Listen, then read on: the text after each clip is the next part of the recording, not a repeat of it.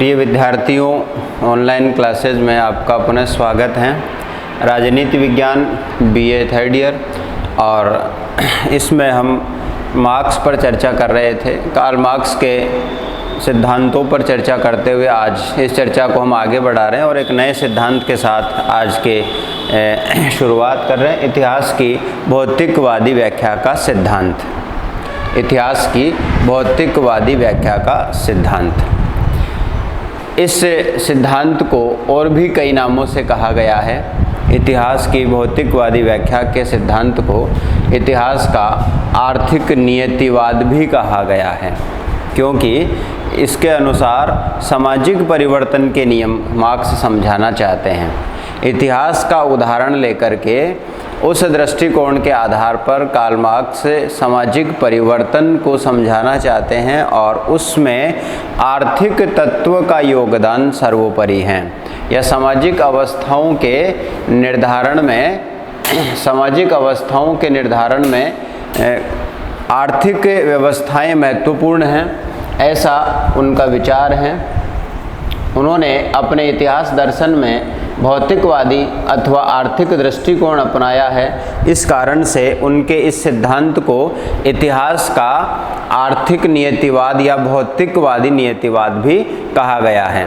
और इस कारण से कार्ल मार्क्स का सामाजिक परिवर्तन का सिद्धांत ये स्पष्ट करता है कि अतीत में मनुष्यों की सामाजिक अवस्था का निर्धारण भौतिक परिस्थितियों द्वारा किया गया है, और भौतिक परिस्थिति से कार्ल मार्क्स का तात्पर्य आर्थिक परिस्थितियों से है।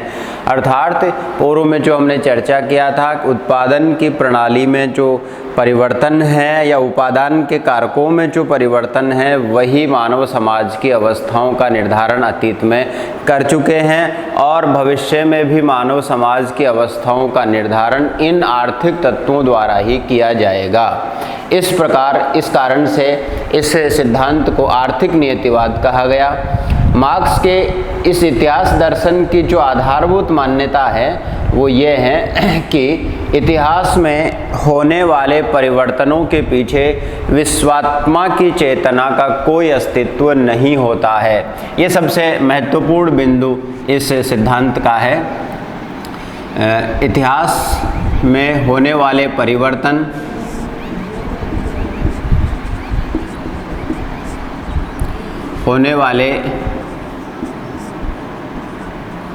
जो मानव समाज के परिवर्तन हैं,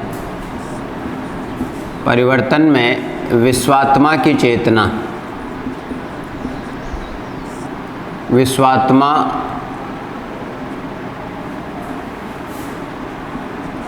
की चेतना का कोई अस्तित्व नहीं है, या यूँ कहें कि उसका कोई रोल यहाँ पर नहीं है। ये बात हम पूर्व में भी चर्चा कर चुके हैं, क्योंकि मार्क्स एक पूर्णतः भौतिकवादी दार्शनिक हैं और उनके दृष्टिकोण से विश्वात्मा की चेतना का कोई अस्तित्व नहीं है, या ईश्वरीय चेतना का उनके दृष्टिकोण में कोई महत्व नहीं है। वह इसको मात्र एक कल्पना मानते हैं। तो उनका जो इतिहासवादी दर्शन है वो भी इस सिद्धांत पर आधारित है कि विश्वात्मा की चेतना का कोई तत्व नहीं है, उसका कोई अस्तित्व नहीं है, और इतिहास में परिवर्तन का कार्य जो है वो मानवीय चेतना के द्वारा भी नहीं किया जाता है। इतिहास में परिवर्तन का कार्य मानवीय चेतना द्वारा भी नहीं किया जाता है। मानवीय चेतना द्वारा भी नहीं किया जाता है। मानवीय चेतना द्वारा भी नहीं किया जाता है, क्योंकि उसका कोई स्वतंत्र अस्तित्व नहीं होता है। विश्वात्मा का अस्तित्व ही नहीं है, अतः इतिहास परिवर्तन में उसकी भूमिका का कोई प्रश्न ही नहीं उठता है। यद्यपि मानवीय चेतना का अस्तित्व तो मार्क्स ने स्वीकार किया है, किंतु इतिहास परिवर्तन में उसकी भूमिका से इन्होंने इनकार किया है, क्योंकि मानवीय चेतना पर बहुत सारे कारकों का प्रभाव होता है, या यूँ कहें कि मानवीय चेतना का कोई स्वतंत्र अस्तित्व नहीं है, उसकी स्वतंत्र इच्छा या शक्ति नहीं है, अपितु सदैव मानवीय चेतना भौतिक परिस्थितियों के नियंत्रण में कार्य करती हैं। मानवीय चेतना संबंधी उसके इन विचारों का आधार द्वंद्वात्मक भौतिकवाद है। द्वंद्वात्मक भौतिकवाद है, जिसमें उन्होंने मानवीय चेतना को स्वीकार न करके अचेतन तत्व अर्थात पदार्थ की चेतना को स्वीकार किया है और उनका मानना है कि संसार के सभी प्राणियों की जो चेतना है उसमें विश्वात्मा की चेतना का कोई रोल नहीं है, बल्कि उनकी ये चेतना वस्तुतः मूल रूप में पदार्थ से उत्पन्न हुई है। अतः पदार्थ से उत्पन्न होने के कारण इतिहास परिवर्तन में मानवीय चेतना की भूमिका न होकर के पदार्थ की ही भूमिका महत्वपूर्ण है, अर्थात उसकी क्रियाशीलता की जो अवस्था है उसको भौतिक परिस्थितियां प्रभावित करती हैं और उसी के आधार पर सामाजिक परिवर्तन दृष्टिगोचर होते हैं। अतः मार्क्स ये कहते हैं कि सामाजिक अस्तित्व का निर्धारण मानव चेतना भी नहीं करती है, अपितु उसका सामाजिक अस्तित्व ही चेतना का निर्धारण करता है। सामाजिक अस्तित्व ही मानव चेतना का निर्धारण करता है। यह भी इस सिद्धांत का महत्वपूर्ण पहलू है। सामाजिक अस्तित्व ही मानव चेतना का निर्धारण करता है।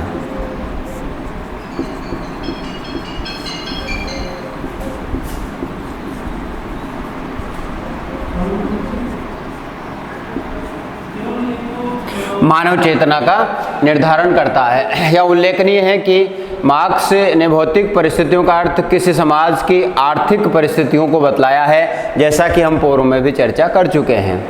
किसी समाज की आर्थिक परिस्थितियों का निर्माण उस समाज में मौजूद उत्पादन प्रणाली से होता है। आर्थिक परिस्थिति से उनका तात्पर्य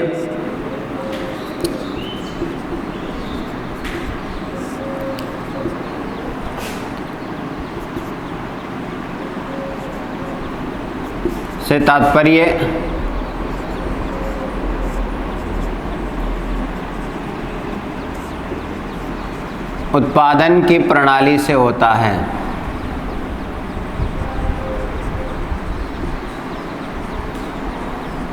उत्पादन की प्रणाली से होता है और मार्क्स व्यवहार में आर्थिक परिस्थितियां ही उत्पादन की प्रणाली को समझाना चाहते हैं। उनका मत है कि इतिहास में किसी युग की रचना को उत्पादन की प्रणाली तय करती है। इतिहास में किसी युग की रचना को उत्पादन प्रणाली तय करती है। ये सबसे महत्वपूर्ण पहलू इस सिद्धांत का। इतिहास में किसी युग की रचना उसकी उत्पादन प्रणाली तय करती है।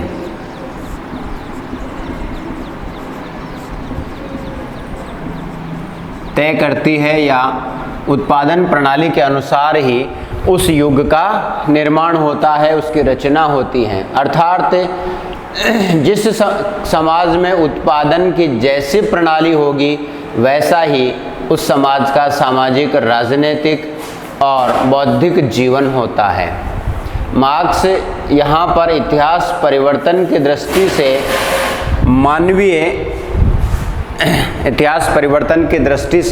मानवीय चेतना की अपेक्षा भौतिक परिस्थितियों के अनुसार उत्पादन की प्रणाली को महत्व देते हुए बहुत ही स्पष्ट शब्दों में कहते हैं कि उसको निर्णायक भूमिका उसकी बताते हैं और उनके अनुसार भौतिकवादी अवधारणा इतिहास की जो है वो इस सिद्धांत से प्रारंभ होती है कि उत्पादन और वितरण की प्रणाली ही किसी समाज व्यवस्था का आधार होते हैं और इस अवधारणा के अनुसार सभी सामाजिक परिवर्तन और राजनीतिक क्रांतियों के मूल कारणों को मानव चेतना में अथवा शाश्वत सत्य एवं न्याय में, मानवीय विवेक में नहीं ढूंढा जा सकता, अपितु इन क्रांतियों और परिवर्तनों का मूल कारण उत्पादन और वितरण की प्रणाली के रूप में ही देखा जा सकता है, उसके रूप में ही इसको ढूंढा जा सकता है। अर्थात मानवीय चेतना, मानवीय परिवर्तन सामाजिक अस्तित्व से निर्धारित होते हैं, विश्वात्मा की चेतना से निर्धारित नहीं होते हैं, क्योंकि स्वयं मानवीय चेतना भी पदार्थ से बनी है, ये मार्क्स बताते हैं। निष्कर्ष रूप में इतिहास परिवर्तन में विश्वात्मा की चेतना की कोई भूमिका नहीं है, ये सबसे प्रमुख बात इस सिद्धांत की है। विश्वात्मा की चेतना कोई इसमें अस्तित्व नहीं रखती है। दूसरा, इतिहास परिवर्तन में मानवीय चेतना द्वारा भी इतिहास परिवर्तन नहीं किया जाता है, क्योंकि उसका कोई स्वतंत्र अस्तित्व नहीं होता है। मानवीय चेतना का भी कोई स्वतंत्र अस्तित्व नहीं होता है, क्योंकि मानवीय चेतना को मार्क्स पदार्थ से उत्पन्न मानते हैं। पदार्थ से उत्पन्न होने के कारण मानवीय चेतना भी स्वतंत्र अस्तित्व वाली नहीं होती है, उस पर कई सारी भौतिक परिस्थितियों का प्रभाव पड़ता है। इसीलिए इतिहास परिवर्तन में मानवीय चेतना का भी कोई योगदान नहीं होता है। किसी समाज में आर्थिक प्रणाली जैसी होगी उसी के अनुसार युग रचना होंगी। किसी समाज की जैसे उत्पादन प्रणाली होंगी वैसे ही उस युग का निर्माण होगा, वैसे ही उस युग का संगठन होगा। मानव के अस्तित्व के लिए आवश्यक भौतिक वस्तुओं के उत्पादन की प्रणाली ही सामाजिक, राजनीतिक एवं बौद्धिक जीवन की संपूर्ण प्रक्रिया का निर्धारण करती है। अर्थात उत्पादन की प्रणाली में यदि परिवर्तन आएगा तो समाज के संगठन में भी परिवर्तन आएगा। अतः मार्क्स यहाँ पर निष्कर्ष रूप में इतिहास परिवर्तन में उत्पादन की प्रणाली ही भूमिका निभाती है, इसी तत्व पर जोर देते हैं। तो इस संपूर्ण निष्कर्षों का एक ही निष्कर्ष है, और वो ये है कि किसी समाज का जो आर्थिक ढांचा होगा, किसी समाज का जो उपादान का तरीका होगा, अगर उस उपादान के तरीके के अनुसार जो समाज बना हुआ है और उस उपादान के तरीके में आर्थिक परिवर्तन अगर आ जाते हैं, उसमें परिवर्तन अगर दृष्टिगोचर होते हैं, तो आने वाले परिवर्तनों के सापेक्ष ही आगे आने वाले सामाजिक समूहन का निर्माण होता है, सामाजिक संगठन का निर्माण होता है। अर्थात इतिहास में सामाजिक परिवर्तन में अन्य किसी तत्व की भूमिका न होकर के केवल और केवल आर्थिक तत्वों की भूमिका होती है। उस समाज में पाई जाने वाली उत्पादन प्रणाली की भूमिका होती है, और उस उत्पादन प्रणाली में होने वाले जो परिवर्तन होते हैं वही आगे आने वाले सामाजिक संगठन का निर्धारण करते हैं। इसमें न ईश्वरीय तत्व की कोई प्रेरणा होती है, न मानवीय चेतना का कोई हस्तक्षेप उसमें होता है। केवल और केवल भौतिक परिस्थितियां ही मानव सामाजिक के संगठन का निर्धारण करती हैं, या उसमें होने वाले परिवर्तनों का कारक बनती हैं, परिवर्तनों का आधार बनती हैं। और यहाँ पर हम पूर्व में भी स्पष्ट कर चुके हैं कि भौतिक परिस्थितियों से मार्क्स का तात्पर्य केवल और केवल आर्थिक परिस्थितियाँ हैं, आर्थिक कारक हैं, उपादान के कारक हैं। और इन आर्थिक परिस्थितियों में जो परिवर्तन होते हैं वह सामाजिक अस्तित्व का निर्धारण करते हैं, और ये सामाजिक अस्तित्व ही सामाजिक संगठन का और मानवीय चेतना का निर्धारण करता है।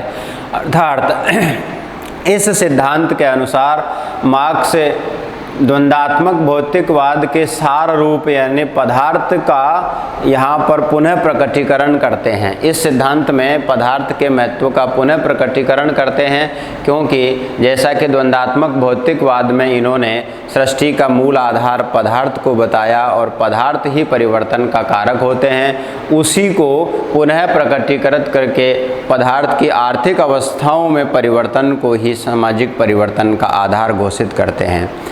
कुल मिलाकर के इस सिद्धांत के अनुसार इतिहास का उदाहरण लेते हुए वह इस बात को स्पष्ट करना चाहते हैं, इस बात पर जोर देना चाहते हैं कि इतिहास में होने वाले समस्त परिवर्तन में अन्य किसी तत्व की भूमिका न होकर के केवल और केवल सामाजिक व्यवस्था आर्थिक आधारों पर ही परिवर्तित होती है। आर्थिक जो भौतिक परिस्थितियां हैं उन्हीं के द्वारा वह संगठित होती है, उसी के द्वारा परिवर्तन होती है। और इससे इतिहास का उदाहरण लेकर के वह सामाजिक परिवर्तन के नियमों को स्पष्ट करना चाहते हैं। तो इतिहास की भौतिक व्याख्या द्वारा सामाजिक परिवर्तन किस प्रकार से दृष्टिगत होता है, किस प्रकार से परिवर्तन होता है, इसको वह स्पष्ट करना चाहते हैं। उनके इतिहास की भौतिकवादी व्याख्या द्वारा सामाजिक परिवर्तन के सुनिश्चित भौतिक नियम हैं, जिन्हें वे सामाजिक परिवर्तन का सिद्धांत अथवा इतिहास परिवर्तन का सिद्धांत भी कहते हैं। इन सुनिश्चित भौतिक नियम की हम यहाँ पर संक्षिप्त चर्चा करेंगे। परिवर्तन के भौतिक नियम, परिवर्तन के भौतिक नियम। पूर्वोक्त चर्चा में ये बात स्पष्ट हो चुकी है कि परिवर्तन का जो कारक है वो न विश्वात्मा की चेतना है न मानवीय चेतना है, क्योंकि मानवीय चेतना का निर्धारण ही सामाजिक अस्तित्व से होता है और सामाजिक अस्तित्व आर्थिक व्यवस्थाओं से ही निर्मित होता है। इसीलिए उपादान की जो प्रणाली है वही मानवीय चेतना का निर्धारण करती है, क्योंकि पदार्थ उसके मूल में है और मार्क्स के अनुसार मानव की चेतना का निर्माण और निर्धारण पदार्थ से होता है और पदार्थ ही आर्थिक परिस्थितियों के मूल में है। इसीलिए परिवर्तन के इन भौतिक नियमों के साथ हमें इन्हीं बातों को ध्यान रखना होगा, क्योंकि ये सुनिश्चित हैं और सामाजिक परिवर्तन के नियम भौतिक हैं, कोई पराभौतिक नियम नहीं है, जैसा कि प्रत्ययवाद में स्वीकार किया गया है कि सृष्टि का मूल आधार प्रत्यय हैं और विश्वात्मा की चेतना ही सर्वोपरि हैं, उसके द्वारा किया गया कार्य ही सर्वोपरि है। उसी के अनुसार संपूर्ण संसार सृष्टि की रचना होती है, उसका संचालन होता है। लेकिन मार्क्स यहाँ इन पराभौतिक नियमों को स्वीकार न करके मात्र भौतिक नियमों को स्वीकार करते हैं और यही सुनिश्चित परिवर्तन के कारक होते हैं, सामाजिक परिवर्तन का आधार होते हैं। तो परिवर्तन के भौतिक नियम हैं। दूसरा, परिवर्तन भौतिक परिस्थितियों के अनुसार ही होता है। परिवर्तन भौतिक परिस्थितियों के अनुसार ही होता है।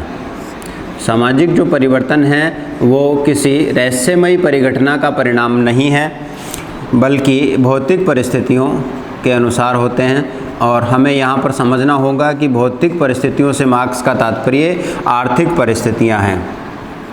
भौतिक परिस्थितियों के अनुसार आर्थिक परिस्थितियाँ हैं और आर्थिक परिस्थितियों से तात्पर्य उत्पादन की प्रणाली हैं।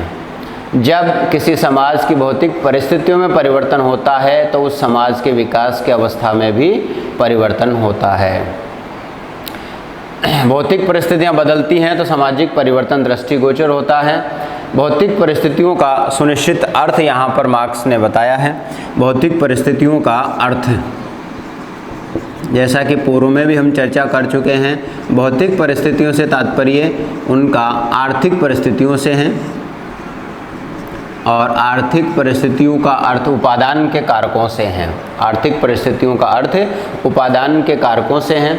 मार्क्स के अनुसार किसी समाज की भौतिक परिस्थितियों का अर्थ उस समाज में मौजूद उत्पादन के उपादान।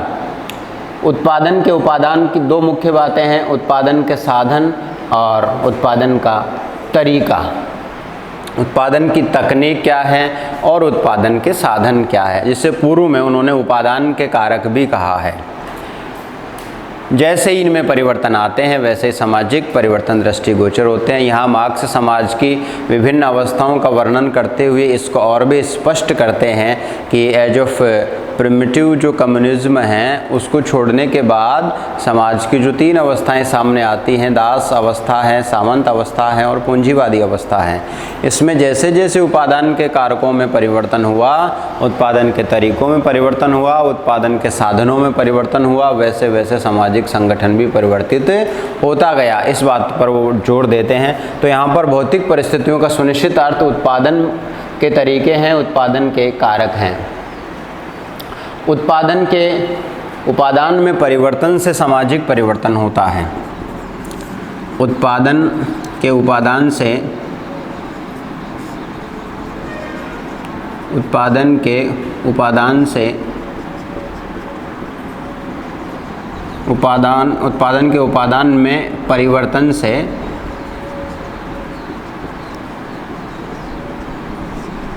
सामाजिक परिवर्तन दृष्टिगोचर होते हैं। सामाजिक परिवर्तन दृष्टिगोचर होते हैं। जैसे ही किसी समाज की आर्थिक परिस्थितियों में परिवर्तन होगा, भौतिक परिस्थितियों में परिवर्तन होगा, अर्थात जैसे जैसे उपादान के तरीके बदलेंगे, उत्पादन के तरीके बदलेंगे, उत्पादन के साधन बदलेंगे, वैसे वैसे ही उस सामाजिक अवस्था में निश्चित रूप से परिवर्तन होगा।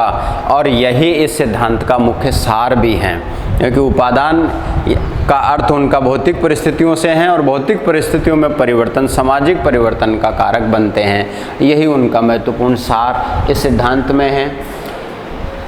जब किसी समाज में आर्थिक उपादान में परिवर्तन आता है तो ये परिवर्तन उस समाज के पुराने संगठन में भी परिवर्तन कर देता है।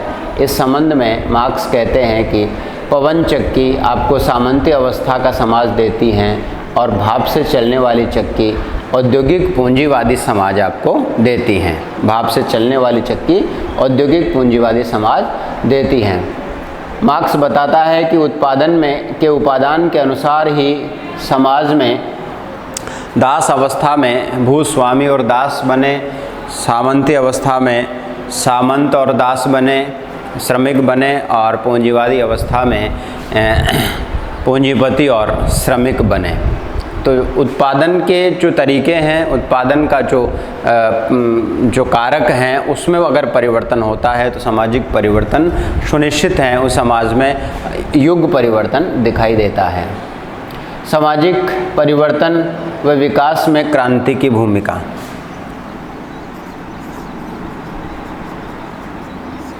सामाजिक परिवर्तन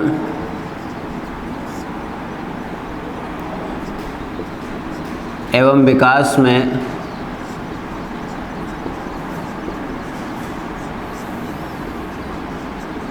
क्रांति की भूमिका। सामाजिक परिवर्तन और विकास में क्रांति की भूमिका। मार्क्स की इतिहास की आर्थिक व्याख्या के अनुसार किसी समाज में मौजूद उत्पादन के उपादान के अनुरूप उस समाज का संगठन होना चाहिए, किंतु होता यह है कि जिस गति से उत्पादन के नए उपादान पैदा हो जाते हैं उस गति से समाज का संगठन नहीं बदलता है। अतः समाज में अंतर विरोध पैदा हो जाते हैं। समाज का ये अंतर विरोध ही मार्क्स का वर्ग संघर्ष है, क्योंकि उपादान में परिवर्तन तेज गति से होता है और सामाजिक संगठन में परिवर्तन मंद गति से होता है। मार्क्स के अनुसार सैद्धांतिक दृष्टिकोण से तो उपादान के साधनों में परिवर्तन होने के साथ ही तुरंत सामाजिक परिवर्तन स्पष्ट दृष्टिगोचर हो जाना चाहिए, लेकिन ऐसा नहीं होता है और सामाजिक परिवर्तन मंद गति से होते हैं, जबकि उपादान के तरीकों में परिवर्तन तीव्र गति से होते हैं।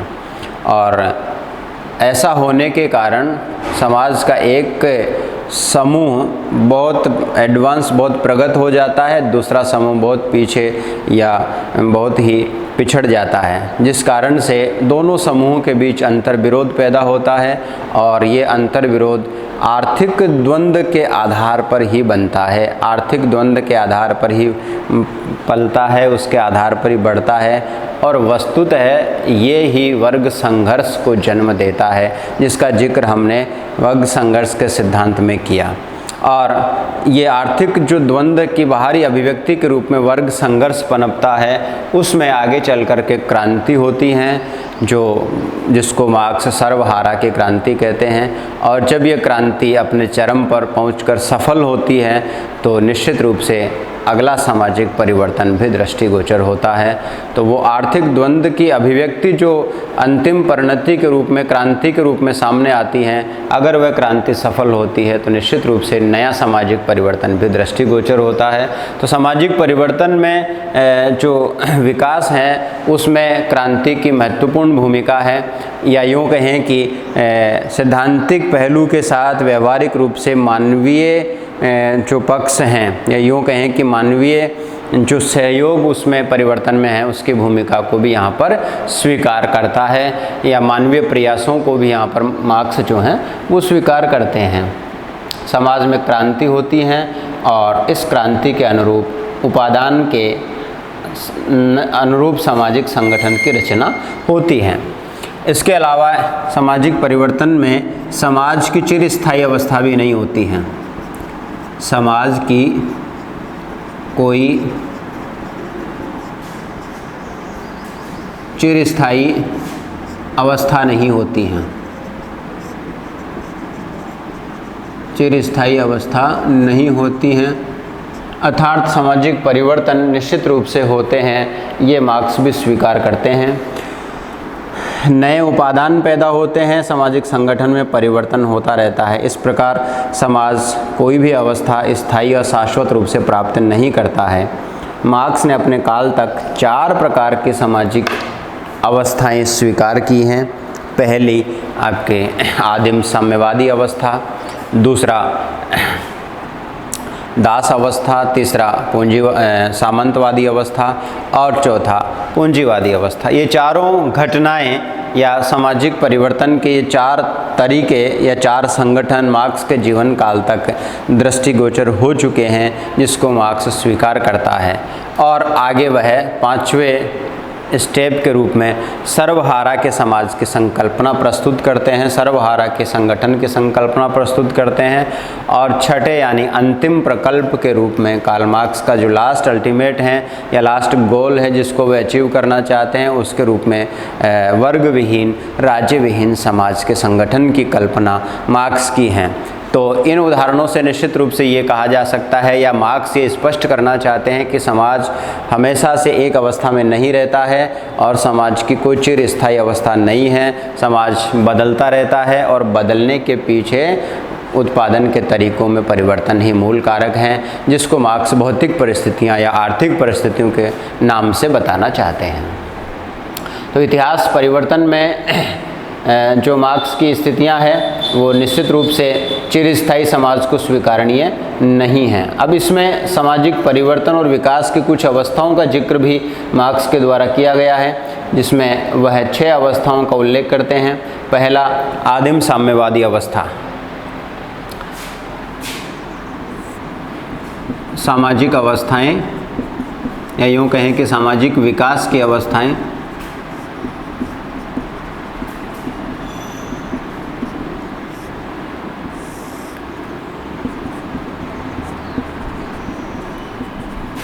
आदिम साम्यवादी अवस्था।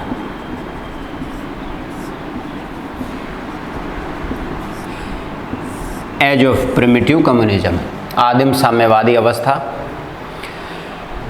कोई विशेष प्रकार की अर्थव्यवस्था नहीं है और विशेष प्रकार का सामाजिक संगठन भी इस अवस्था में नहीं है। मानव स्वतंत्र हैं और उसकी जो स्थितियां हैं वो बहुत ज़्यादा अच्छी नहीं है। उसका सामाजिक, मानसिक, बौद्धिक या राजनीतिक किसी भी प्रकार का विकास इस समय नहीं है। केवल वह अपना पेट पालना चाहता है, जीवन यापन करना चाहता है, उसकी कोई भौतिक आवश्यकताएं भी नहीं है। इस कारण से अर्थव्यवस्था का कोई सेट पैटर्न भी इस युग में नहीं पाया जा रहा है। उपादान के कोई सेट पैटर्न के कारक या आधार भी उस समय नहीं पाए जा रहे हैं। केवल कंदमूल फल एकत्रित करना या पत्थरों से, लकड़ियों से जंगली जानवरों को मारकर उनका शिकार करना इस समय अर्थव्यवस्था का मुख्य कारक है, मुख्य आधार है। उसी के अनुरूप आदिम साम्यवादी समाज का संगठन है। उसमें किसी प्रकार का कोई राजनीतिक संगठन, सामाजिक संगठन या रक्त नातेदारी के संगठन या आर्थिक उपादान के संगठन नहीं पाए जा रहे हैं। ये प्रारंभिक अवस्था मानव समाज की है और इसमें पत्थर के औजार हैं, बहुत तकनीक बहुत सरल हैं और मनुष्य झुंड में रहता है और सामूहिक प्रयत्न द्वारा भोजन सामग्री एकत्रित करता है।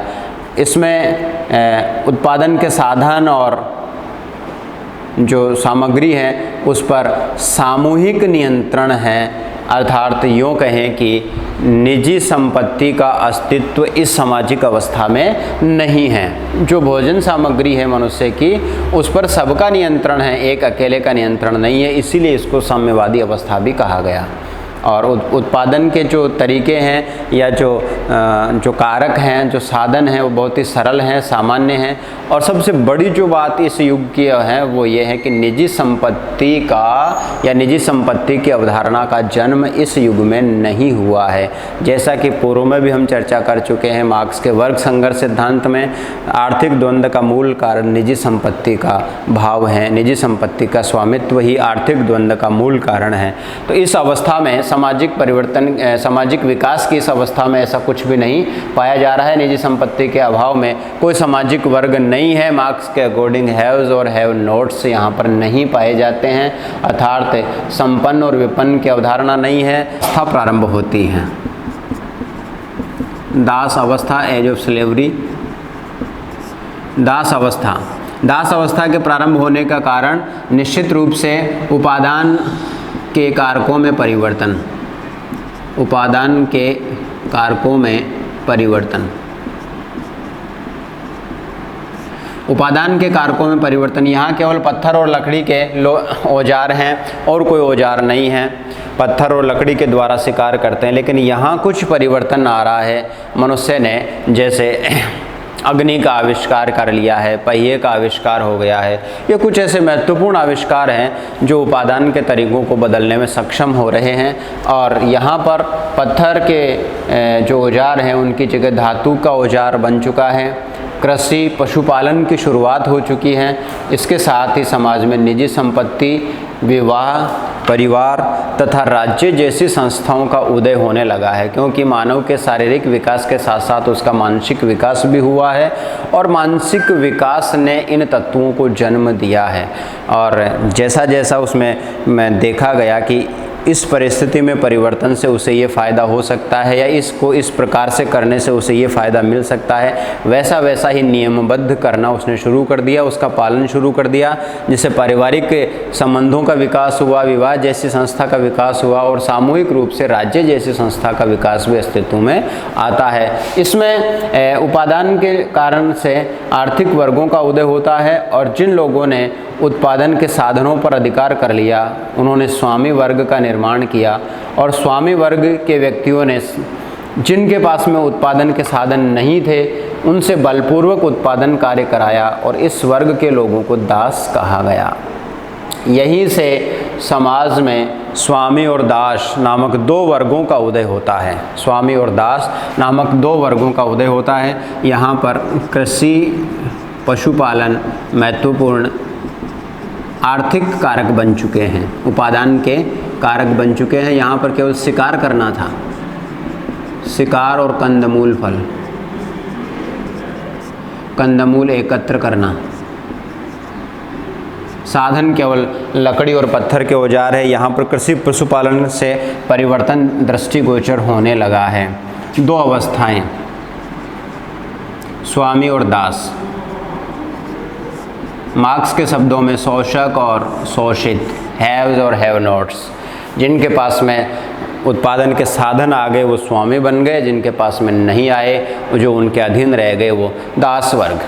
तीसरा सामंती अवस्था, तीसरा जो समूह बना या सामाजिक संगठन का जो तीसरा स्टेप है वो सामंती अवस्था का है।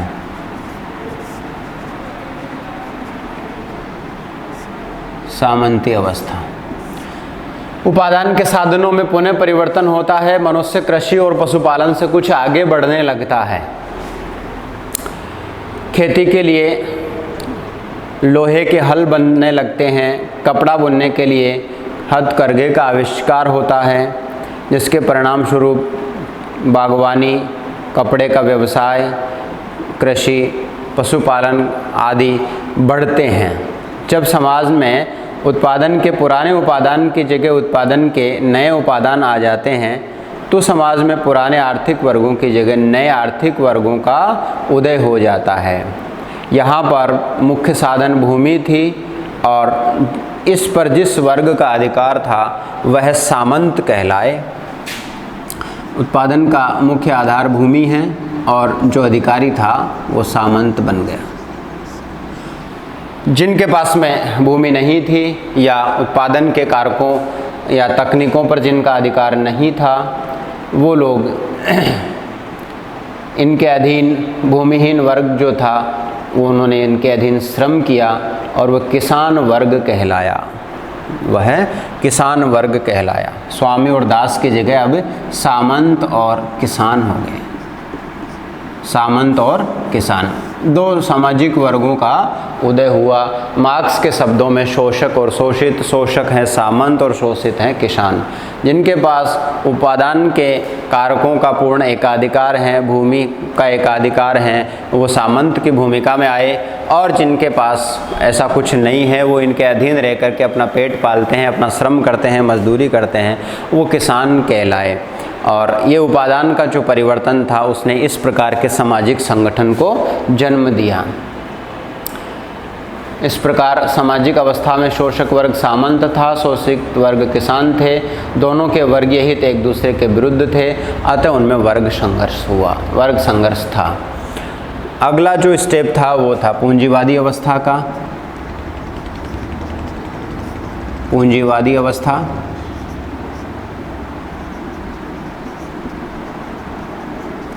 सामाजिक संगठन का निर्माण, सामाजिक निर्माण की या सामाजिक संगठन की चौथी अवस्था में समाज पहुंच चुका है। और अब यहाँ पर पूर्ण आश्रितता भूमि की न रह करके कल कारखानों की बात होने लगी है।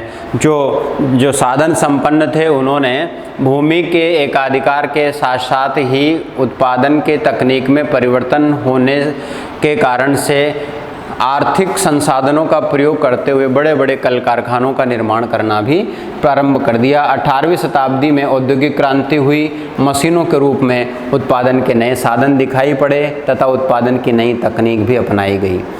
जब उत्पादन के पुराने उपादान की जगह नए उपादान अपनाए गए तो समाज में पुराने आर्थिक वर्गों के स्थान पर नए आर्थिक वर्गों का निर्माण हुआ।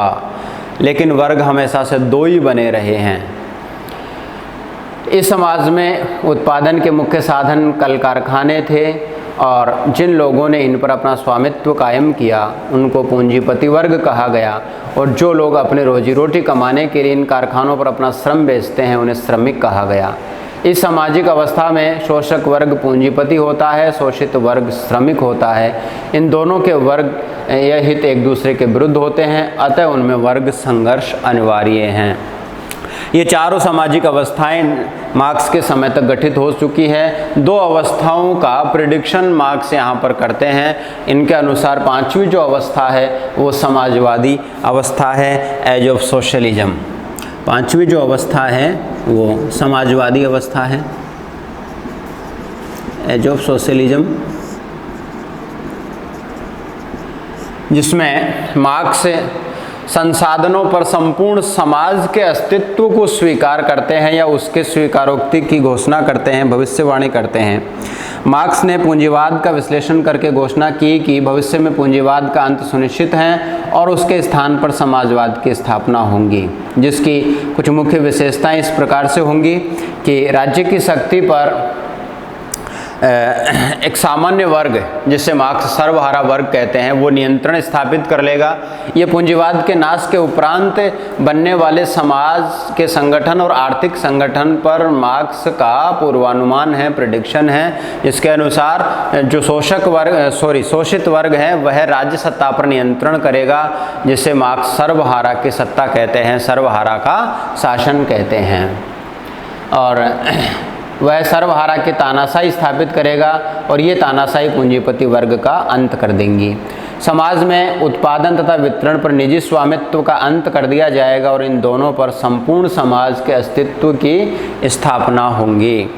अर्थात उत्पादन और वितरण का सामूहिकरण कर दिया जाएगा, उसका समाजीकरण कर दिया जाएगा। समाजवादी अवस्था में जो मार्क्स प्राप्त करना चाहते हैं या जो निश्चित रूप से प्राप्त होंगी, ऐसा वो इतिहास की भौतिक व्याख्या के आधार पर उद्घोषित करते हैं। योग्यता अनुसार कार्य और कार्यानुसार वेतन का सिद्धांत लागू होगा। जो श्रम नहीं करेगा उसे भोजन भी नहीं मिलेगा, ऐसा उनका मानना है। समाज में केवल श्रमिक वर्ग होगा और मानव द्वारा मानव के शोषण का अंत कर दिया जाएगा। समाज की भौतिक परिस्थितियां न्यायपूर्ण होंगी, अतः व्यक्ति में के चरित्र में गुणात्मक परिवर्तन आ जाएगा। राज्य तो रहेगा किंतु उसकी शक्तियां धीरे धीरे शिथिल हो जाएंगी। पांचवी अवस्था अर्थात समाजवादी अवस्था, वह राज्य विहीन अवस्था को नहीं मानते हैं। यहाँ पर भी वह राज्य को स्वीकार करते हैं, लेकिन राज्य की शक्तियों का जो एकाधिकार है या मानव पर राज्य शक्ति का जो एकाधिकार है उसमें काफ़ी शिथिलन आ जाएगा, क्योंकि राज्य सत्ता पर सर्वहारा वर्ग की तानाशाही स्थापित हो जाएंगी, उसका नियंत्रण स्थापित हो जाएगा और पूंजीपति वर्ग अपनी इच्छा अनुसार अपने लाभ के लिए राज्य शक्ति का प्रयोग नहीं कर सकेंगे, राज्य के कानूनों का दुरुपयोग अपने लाभ के लिए नहीं कर सकेंगे। ऐसा पांचवी अवस्था में गठित होगा। और छठी अवस्था जो होंगी वो साम्यवादी अवस्था होंगी।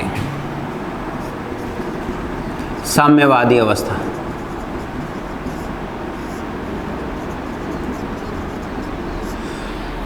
समाज की छठी और मार्क्स के अनुसार अंतिम अवस्था है।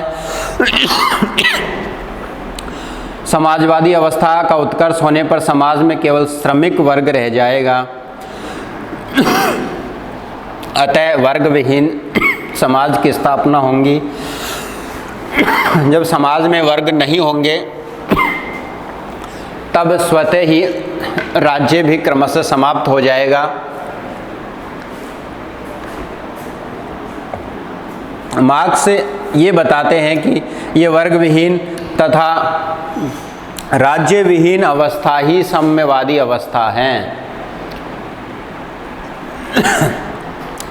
वर्ग विहीन, राज्य विहीन, इस अवस्था का लास्ट जो प्रकल्प है मार्क्स का अंतिम अभिष्ट है, जिसे मार्क्स प्राप्त करना चाहते हैं। ये साम्यवादी अवस्था ऐसे सामाजिक संगठन पर आधारित होंगी जिसमें किसी प्रकार का राजनीतिक व्यवस्था नहीं होंगी, किसी प्रकार के वर्ग नहीं होंगे, क्योंकि अर्थव्यवस्था पर सबका अधिकार हो जाएगा, राज्य सत्ता पर सबका अधिकार हो जाएगा। तो क्रमशः ऐसी स्थिति आ जाएंगी कि न तो समाज में कोई आर्थिक वर्ग रह जाएगा और न ही राजनीतिक सत्ता के आधार पर किसी राजनीतिक संगठन का निर्माण ही समाज में रह जाएगा, उसका अस्तित्व भी समाज में नहीं रहेगा। और ये अवस्था ही मार्क्स का लास्ट अल्टीमेट है, जिसे मार्क्स प्राप्त करना चाहते हैं साम्यवादी अवस्था के रूप में।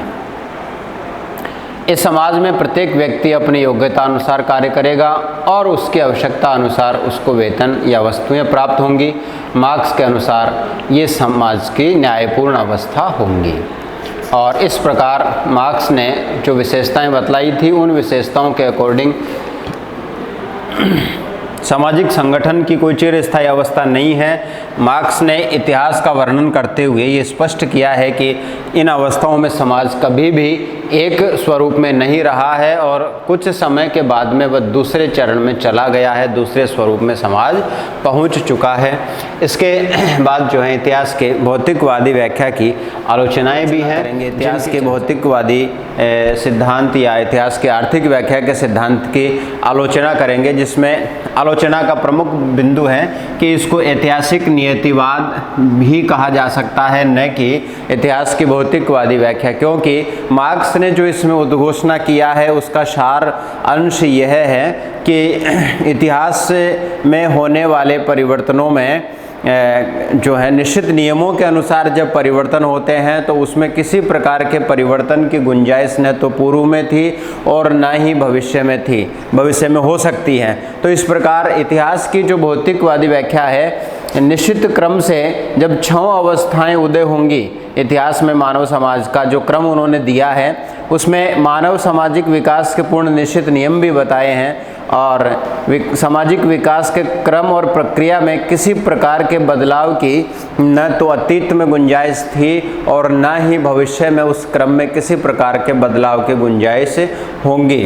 तो इस रूप में मार्क्स के इतिहास की जो भौतिकवादी व्याख्या है उसके द्वारा मानव और उसके समाज की निश्चित नियति मानी जाती हैं और सामाजिक विकास के संबंध में मानव की स्वतंत्र इच्छा का विरोध ये सिद्धांत करता है। और जब परिवर्तन का क्रम और परिवर्तन की दिशा पूर्व निर्धारित हैं, उसमें होने वाले जो आने वाले जो स्टेप्स हैं वो पूर्व निर्धारित हैं, तो निश्चित रूप से ये नियतिवाद होगा न कि भौतिकवाद होगा। और इस प्रकार उसके मार्क्स और उसके अनुयायियों ने उसकी भविष्यवाणी को अंधविश्वास जैसी भावना के साथ स्वीकार भी किया, क्योंकि मार्क्स की इतिहास की भौतिकवादी व्याख्या में नियतिवाद का दोष पाया जाता है। क्योंकि जो चीज़ पूर्व निर्धारित है या जिसका होना निश्चित है, तो निश्चित रूप से वह सभी प्रयास, चाहे वह ईश्वरीय चेतना के द्वारा होने वाले प्रयास हों, चाहे मानवीय चेतना के द्वारा होने वाले प्रयास हों, या उसमें कोई संयोगिक तत्वों का जो है उसमें योगदान हो, उसको अस्वीकार कर देता है और वो पूर्व धारणा के आधार पर ये मान के चलता है कि ये अवस्थाएं समाज के गठित होंगी। जैसा कि मार्क्स के जीवन काल में सामाजिक विकास की 4 अवस्थाएं गठित हो चुकी थी, 5वीं और 6ठी अवस्था के लिए भी उन्होंने घोषणा किया कि ऐसा होना अवश्यंभावी है। न केवल वह उन अवस्थाओं का जिक्र करता है, बल्कि बड़े जोश के साथ, अति उत्साह के साथ ये घोषणा भी करता है कि मानव के सामाजिक विकास की 2 अवस्थाएं भविष्य में गठित होंगी।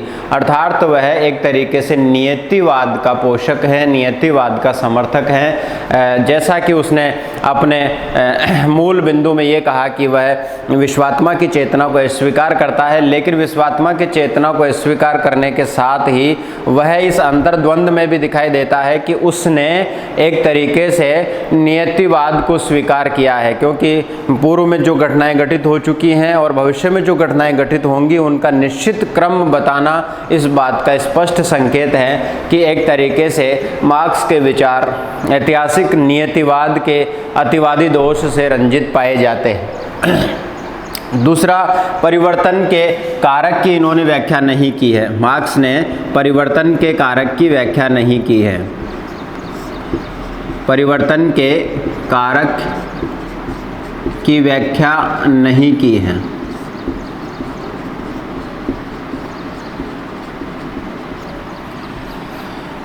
मार्क्स ने परिवर्तनों की बात तो बड़े ज़ोर शोर से उठाई है कि समाज में प्रचलित उत्पादन के साधन और उसकी तकनीक में जब परिवर्तन होंगे तो निश्चित रूप से सामाजिक परिवर्तन की परिघटना परिलक्षित होंगी।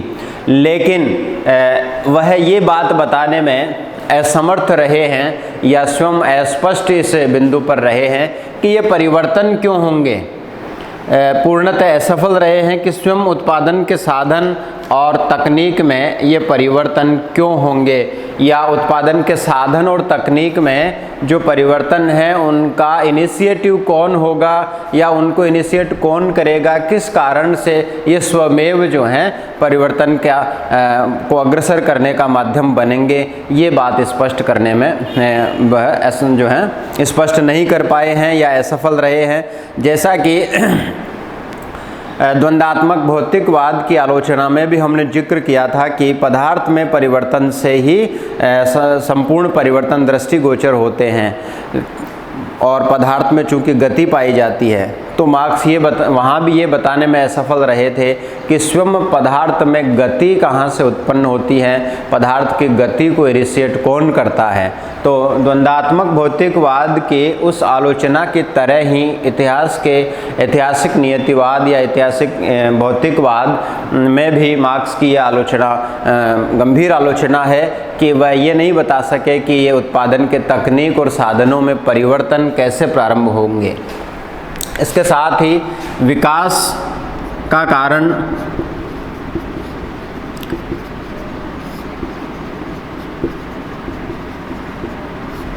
केवल परिवर्तन नहीं, विकास का कारण केवल परिवर्तन नहीं। मार्क्स ने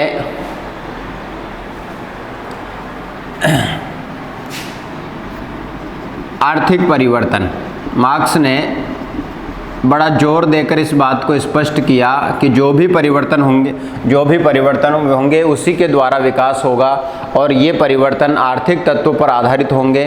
तो मार्क्स ने सामाजिक विकास में केवल आर्थिक तत्वों के महत्व को स्वीकार किया है, किंतु आलोचकों का मत है कि सामाजिक विकास में आर्थिक तत्व के अलावा अनेक तत्वों की महत्वपूर्ण भूमिका है, जैसे शक्ति की कामना, पारस्परिक प्रतियोगिता का भाव, धार्मिक भावनाएं, व्यक्ति के नैतिक विचार, उसके मानवीय गुण, सहयोग, प्रेम, ये सब तत्व जो है विकास का आधार बनते हैं, न कि केवल आर्थिक कारक या आर्थिक तत्व ही सामाजिक विकास और परिवर्तन का कारण बनते हैं। किसी भी प्रकार के परिवर्तन को किसी एक बिंदु पर आधारित कर देना एक अतिवादिता से ज़्यादा कुछ भी नहीं है, क्योंकि परिवर्तनों कि अगर जड़ में देखा जाए तो निश्चित रूप से उसमें सभी तत्वों का योगदान देखा जा सकता है। ये संभव है कि किसी तत्व का योगदान ज़्यादा हो, किसी तत्व का योगदान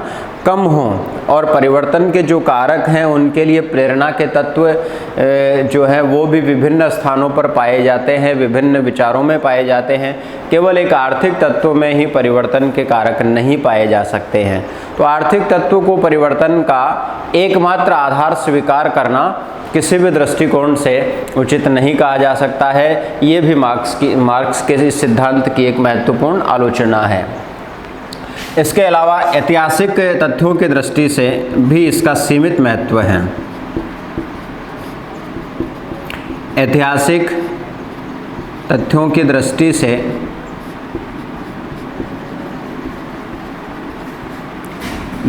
से इसका सीमित महत्व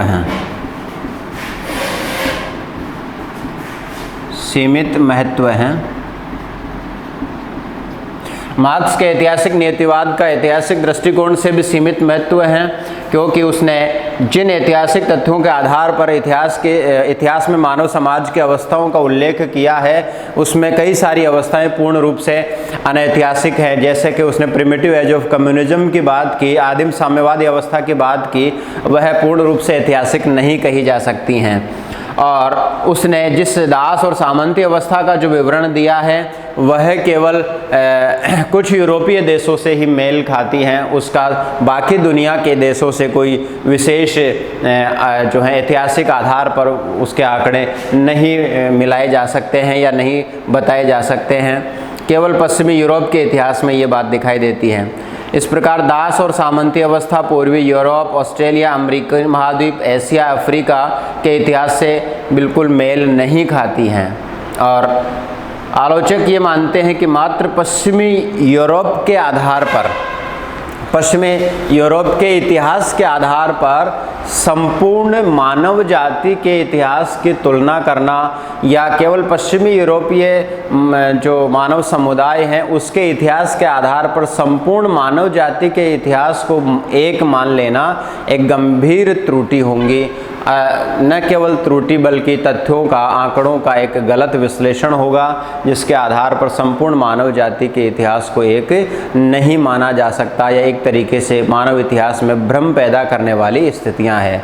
क्योंकि अगर ये चीज़ देखी जाए तो उसका एशियाई देशों से, भारत जैसे देशों से दास प्रथा का कोई मेल नहीं है। ये बेसिकली यूनान और कुछ ऐसे यूरोपियन देशों की देन है जहाँ पर दास अवस्था पाई गई, लेकिन भारत जैसे देशों में कहीं पर भी ऐतिहासिक प्रमाण इसके नहीं मिलते हैं कि भारत जो है दास प्रथा वाला देश इतिहास में कभी रहा है। तो संपूर्ण मानव समुदाय का, विश्व में पाए जाने वाले संपूर्ण मानव समुदाय का मार्क्स के द्वारा जो सामाजिक अवस्थाओं का विवरण दिया गया उसको संपूर्ण मानव समाज के में इतिहास में पाई गई अवस्थाओं से के बराबर नहीं माना जा सकता है। तो ये ऐतिहासिक दृष्टि से भी इसका कोई विशेष महत्व नहीं हो सकता है। इसके अलावा इतिहास के विकास में मानव की विशेष भूमिका रही है। इतिहास के विकास में मानवीय भूमिका का महत्व रहा है। मार्क्स के ऐतिहासिक नियतिवादी सिद्धांत के आधार पर मानवीय प्रयासों का इसमें कोई योगदान नहीं है, और वह इस बात को सिरे से खारिज करते हैं कि इतिहास में होने वाले सामाजिक परिवर्तनों में न तो विश्वात्मा की चेतना का कोई रोल है और न ही मानवीय चेतना का कोई रोल है, क्योंकि विश्वात्मा की चेतना का तो अस्तित्व नहीं पाया जाता है और मानवीय चेतना का अस्तित्व होने पर भी उस पर बहुत सारे बाहरी भौतिक प्रतिबंध होते हैं जिसके कारण से वह स्वतंत्र कार्य नहीं कर सकती है। इसीलिए मानवीय चेतना भी सामाजिक विकास के, सामाजिक परिवर्तन का कारक नहीं बनती है।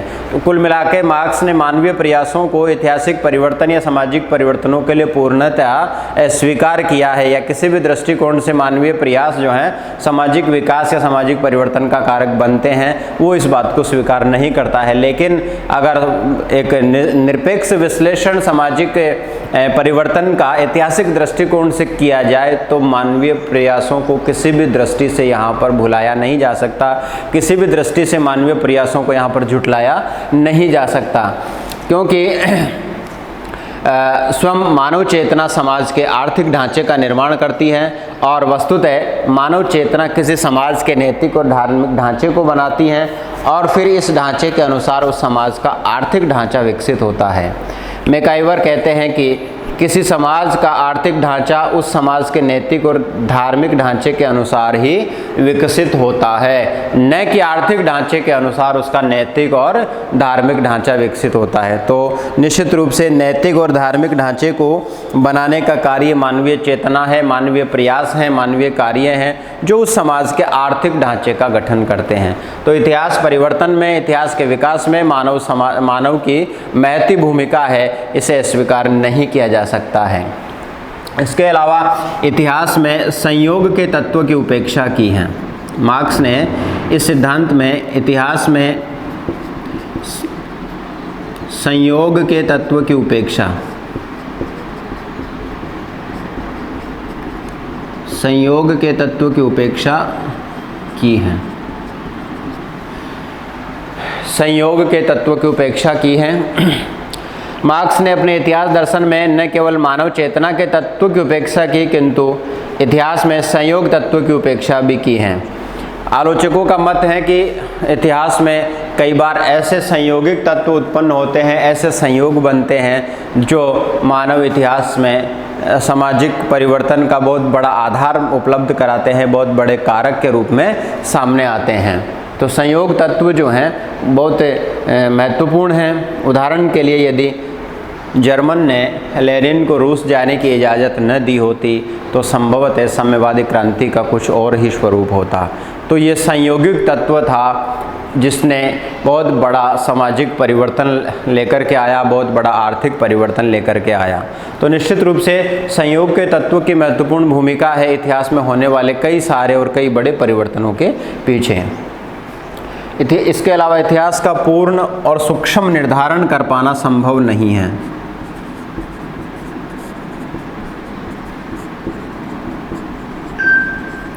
इतिहास का पूर्ण और सूक्ष्म निर्धारण करना संभव नहीं है।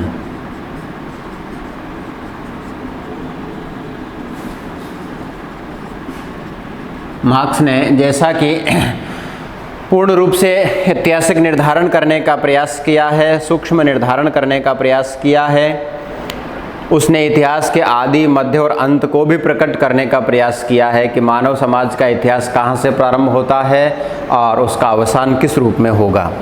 अपने इस दर्शन के अति उत्साह में इतिहास की भविष्य की अवस्थाओं का न केवल उन्होंने पूर्वानुमान लगाया, अपितु उसने इनके आगमन को भी अवश्यंभावी बताया है। जैसा कि हम पूर्व में चर्चा कर चुके हैं कि उनके द्वारा बताई गई 6 सामाजिक अवस्थाओं में 4 मार्क्स के जीवन काल तक गठित हो चुकी हैं और आगे आने वाली 2 सामाजिक अवस्थाओं को आना पूर्ण अवश्यंभावी उन्होंने घोषित किया है। ये उनकी अति उत्साह की बात मानी जा सकती है। आलोचक कहते हैं कि इतिहास की गति को दर्शन के ढांचे में नहीं जकड़ा जा सकता है। इतिहास की गति को दर्शन के ढांचे में नहीं जकड़ा जा सकता है। कार्ल फेडरल कहते हैं कि इतिहास एक शाश्वत गति से बहने वाली धारा है जिसके प्रारंभ और अंत को कोई नहीं जान सकता है, या जिसका प्रारंभ और अंत कोई निर्धारित नहीं कर सकता है। तो शाश्वत जो धारा है, शाश्वत जो गति है, शाश्वत जो दिशा है, उसको मानवीय विवेक या मानवीय बुद्धि, चाहे वह कितनी भी विशाल हो, कितनी भी प्रखर हो, वह उसे निर्धारित करने में पूर्ण रूप से सफल नहीं हो सकती हैं, पूर्ण रूप से भविष्यवाणी करने में भी सफल नहीं हो सकती हैं। तो ये महत्वपूर्ण आलोचनाएं उनकी हैं। क्यों? इसके अलावा उत्पादन के उपादान और राजनीतिक प्रणाली में भी सुनिश्चित संबंध नहीं हो सकते हैं, क्योंकि आधुनिक युग में पूंजीवादी समाज और समाजवादी समाज में पाए जाने वाले उत्पादन के उपादान एक जैसे ही होते हैं, किंतु राजनीतिक अवस्थाओं में आधारभूत अंतर हैं। चाहे पूंजीवादी व्यवस्था हो चाहे समाजवादी व्यवस्था हो, उपादान के साधन और उपादान की तकनीकें सभी देशों में एक जैसी हैं, क्योंकि लेकिन उनकी राजनीतिक अवस्थाएं अलग अलग हैं, सामाजिक अवस्थाएं अलग अलग हैं। तो इन दोनों में भी कोई सीधा संबंध स्थापित नहीं किया जा सकता है। और जहाँ तक इतिहास की बात है वह साम्यवादी अवस्था पर नहीं रुक सकता है। इतिहास साम्यवादी अवस्था पर नहीं रुक सकता है, जैसा कि मार्क्स ने घोषित किया था। मार्क्स ने लास्ट अल्टीमेट के रूप में यही घोषित किया था कि इतिहास साम्यवादी अवस्था पर नहीं रुक सकता है। मार्क्स कहते हैं कि ये समाज की अंतिम अवस्था होगी और इसके बाद वर्ग विहीन, राज्य विहीन समाज की स्थापना हो जाएगी, जिसको वह अंतिम साम्यवाद घोषित करते हैं। लेकिन ये अंतिम अवस्था स्वीकार नहीं की जा सकती। मार्क्स का ये मत स्वयं उसके द्वंद्वात्मक भौतिकवाद और आर्थिक सिद्धांतों से मेल नहीं खाता है। यदि पदार्थ गतिशील हैं और समाज की कोई भी अवस्था स्थायी नहीं है, तो साम्यवादी अवस्था भी स्थायी और अंतिम नहीं हो सकती है।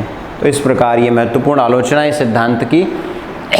निष्कर्ष रूप में इसकी बहुत सारी आलोचनाएं हैं, किंतु मार्क्स का प्रमुख योगदान है कि सर्वप्रथम इतिहास में आर्थिक तत्व को तर्कपूर्ण ढंग से उन्होंने प्रस्तुत किया है। इतिहास में आर्थिक व्यवस्था का जो महत्व है उसको सर्वाधिक तर्कपूर्ण ढंग से उन्होंने स्पष्ट किया है। वैज्ञानिक क्रमबद्ध अध्ययन की परंपरा शुरू की है, भले ही इसमें बहुत सारे दोष ही क्यों ना हों। उसने इतिहास के में किसी दैवीय इच्छा के अभिव्यक्ति को स्वीकार नहीं किया है, क्रमबद्धता को स्वीकार किया और इस रूप में सामाजिक जीवन के अध्ययन की धर्म प्रधान और मध्ययुगीन अध्ययन प्रणाली का पूर्णतः अंत करके समाजशास्त्रों को एक नवीन आयाम, नवीन गति और नवीन दिशा उन्होंने दी है। इस रूप में इसका महत्व स्वीकारनीय है।